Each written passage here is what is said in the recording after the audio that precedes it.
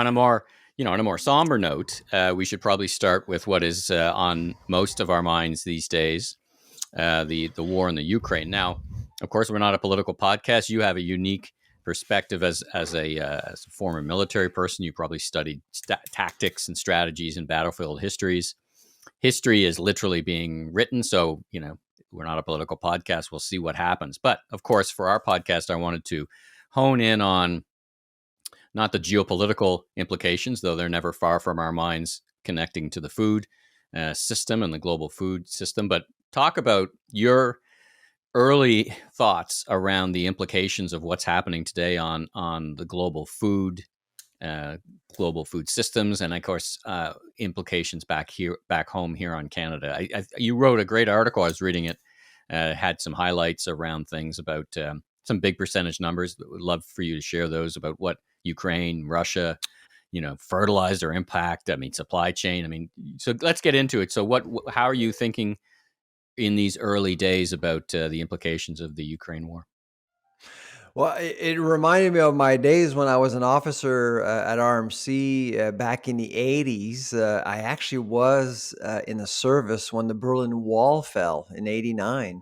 And at the time, we were basically trying to figure out what it meant to NATO, to the whole world, really, and democracy in general. And in our Russian studies, I mean, the one thing that stood out while we were, studying the approach of the bloc and everything else was the element of surprise. We often have learned over during history, when you look at the history of mankind, wars often start with an element of surprise, and of course the argument or how Rationale, yeah. the rationale is basically hidden a little bit. Mm. And so Russia has positioned itself as being the victim as much as the Ukraine. But I think we all know what's happening with social media today, with how media works. It's much harder to present a false narrative compared to, say, 1939, when Adolf Hitler decided to invade Poland. Mm. For a long time, actually, people thought that it was the other way around. Poland actually invaded or provoked Germany, but It's and a it very took a similar playbook on that point because I've got a little bit of I did some master's work in foreign policy, so I had a little bit of history. When yeah. Chamberlain came back to England after signing a peace agreement with the Nazis, saying peace in our time, and the next day practically the Nazis invaded Poland. So it's a familiar playbook, right? Feint right, go left. I think. Listen, I think the Russians have been working on this for 5 years. You mentioned social media, more Yeah, for and there ill, and there more and for there's ill a than good.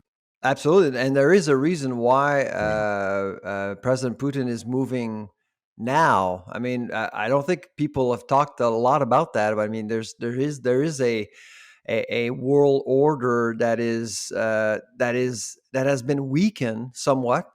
And I must say that part of the blame has to fall on the White House. I mean, the White House left Afghanistan, doesn't seem to be doesn't seem to want to be as influential than, say, under Trump, for example, on the world scale. And I think that the Russians saw a window of opportunity here to Or move. And crafted a window of oh, opportunity. absolutely. And the Ukraine, of course, for Russia, they felt it. Ukraine has always been part of Russia, Yeah. and the embarrassment that they had to go through when the bloc fell is something that really has fueled their motivation to do something about it. And when it comes to food, I must say, when you understand Europe, and Europe, by the way, is a super complicated place. Yeah. It's I mean, people think that Canada's complicated. My God, when you live in Europe, and I did As in you have. Austria, Yeah. yeah, it's just so complicated. And but when you look at that region with Ukraine and Belarus and obviously Russia, there's a lot goes on there from an agri-food perspective. Hmm. I mean, Ukraine is ninth in the world when it comes to wheat exports. When you actually combine Russia, it's 25% of corn exports. And already early on, you saw that futures were way up. A bushel of wheat is now over $10 US. Can you imagine? It hasn't gone over $10 US since 2008 during the financial crisis. And so the barrel of oil is over 110 US dollars now. So you can see that there's a human induced commodity super cycle going on right now, and that's impacting the entire world. And let's not forget, Belarus, along with Ukraine, they produce a lot of fertilizers. And when Mm. prices are up, farmers want to make more. They want to increase yields, and you do it with fertilizers. But fertilizers are super expensive right now. They were expensive even before the conflict. Now they're going to become more expensive. And I suspect that a lot of farmers will just, not use fertilizers, and agricultural output in Canada and elsewhere could be impacted. That's a big statement. It's not what I thought you would say, because as I think, globally around supply, and let's say, Russia begins to supply, who are they going to sell their product to now, given sanctions? That would be China. And China is, a huge consumer of corn for their population and for their feed. So is there not that, you know, sense that the rest of the world makes up for the production in let's call it the free world, that Russia is not producing? I actually, because Ukraine was invaded, I actually do see the rise of a new world order. I think we spoke on this podcast before that this is China's year. They're going to Mhm. be electing, quote unquote, their president, President Ping, for a third mandate, 5 years, and they've already made some bold statements. And Russia cannot be influential globally without the support of China. And make no mistake, Michael, I know there's a lot out there diplomatically. China is staying away from the conflict, and that's China's style, not to intervene Mhm. with other nations' affairs. But economically, Russia and China are just one. I mean, Mhm. essentially, when you look at the numbers, when you look at investments into China and vice versa, they are one. So they will support each other economically. And if you want to become influential around the world and disrupt markets, you, one way to do it is with the agri-food sector, and they can do it. They have a lot of power. So you don't see a world, so to speak, in these early days where production of all these other commodities shifts to other places, oil and gas, but also food production. You talked about fertilizer. I mean, Saskatchewan is a great creator of potash and fertilizer. Does this start to Yep. rewire how we think about producing food? I mean, for all the countries that will no longer buy potentially Ukrainian or Russian food, it creates a gap. I don't want to say an opportunity, but it does create a gap, no, for Canadian exporters?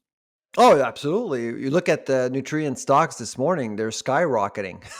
I mean, the cane potash is going to become very Right. expensive. Canpotex, which is our potash sort of single desk model, is going to make a lot of money. Make no mistake, because there's two regions of the world where fertilizers are important. Belarus, Ukraine, and us, essentially. Mm. So we'll benefit because the free world will want to do business with us, but prices are going to go up for farmers regardless. I mean, potash, you're looking at, so the record for potash, for example, which comes out of Saskatchewan, is $800 US a ton. Mm. I think we're going to get there this year again. And what happened 15 years ago when it did go to $800? Nobody bought them. Nobody bought potash because it was too expensive. And then it went down again. So greed is a Mm. bit, and all of these contracts are private. It's not like wheat where it's negotiated on world markets. Potash, you're looking at private contracts. So I'm Mm. just hoping that production will increase to Mhm. compensate, to basically try to offset what's actually happening in Ukraine and Belarus, and so companies like Nutrien can actually provide more affordable fertilizers for farmers around the world. Well, I mean, and we may see more government intervention or more government action in the sector that helps to mitigate some of this for Canadian farmers to produce output? Is there precedent for that where they say, well, Oh we might yeah. export it, at this price, but Canadian farmers' price for buying fertilizer is capped because we're making it here? Do you see that happening? Oh, absolutely. And let's not That's forget about that's the. a positive thing though in that context, isn't Oh, it? it is absolutely. I think there's an opportunity there for sure. But I mean, I'm always trying to find a positive spin out of anything. And this one really is disappointing. And it's really hard to see any positive because, as you know, Michael, uh, the agri-food sector was already reeling, dealing with some problems with supply chains and commodity prices. This conflict with Russia and the Ukraine is likely happening at the worst time, really, for the agri-food sector, and I think Yeah. everyone knows it. Yeah, it makes a complex supply chain even more complex. There's no flyover. I don't think we import a ton of food, for example, as a nation from to food from Russia or Ukraine, but it makes the global supply chain just very, very, very much more Well, complicated. look at the Again, Middle East because of the situation, the blockage in the Black Sea. I actually think that the Middle East is in trouble. Food access is going to be a problem for the Middle East. mm, So this is not about just Europe or a Russia Ukrainian thing. I actually see Ukraine as being the protector of democracy for the Western world. If I mean, we're in 2022. How can we possibly allow a country to take over another country without any resistance?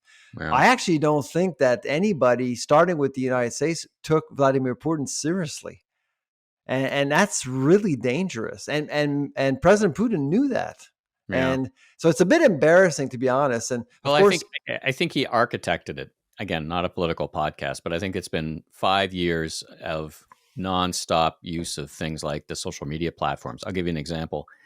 Mysteriously, all the hashtag, Trudeau, fail Trudeau, has suddenly stopped trending when Twitter shut down the Russian trolls. Maybe it's a random happening, but I think this has been a very, very long run plan. Um, probably. to It's funny drive it. because a couple of weeks ago, we had many Canadians calling Trudeau a tyrant.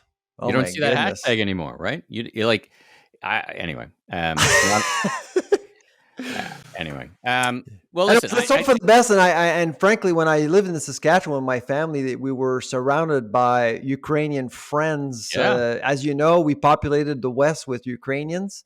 We yes, gave away great land, and Canadian. they did a wonderful job creating wealth for Yeah, our agri-food sector. And so our thoughts and prayers are with the Ukrainians right now for sure. and of course our great Deputy Prime Minister, Mr. Freeland. That's correct. Such an important role that she has and might have as well in the future. So, last question on this, and then we'll kind of move on. I guess at this time of the year, you start thinking about your modeling for the Canada's Food Price Report. I guess this is another input into the algorithms, right? History's still being written, but I guess that's present of your mind because that'll start, as you said, Yeah, influencing cost we're of still food. at 7%, but let me tell you, I mean, Mm, we're starting to think about beyond 7%. So it's going to be a hard year for sure, and let's hope. And to be honest, I actually think that governments will have to start thinking about wages and food affordability. I mean, this is going to be a really big problem for many Canadians, unfortunately. And so yeah. this is happening elsewhere around the world, but it's going to impact many Canadian families, unfortunately. Yeah, well, Bank Canada raised their rate today a few basis Yep. points to try and rein in inflation. I actually had the opportunity to interview for the Voice Retail podcast former governor of the Bank of Stephen Canada, Polo's, Stephen yeah. How Poloz. did you enjoy it?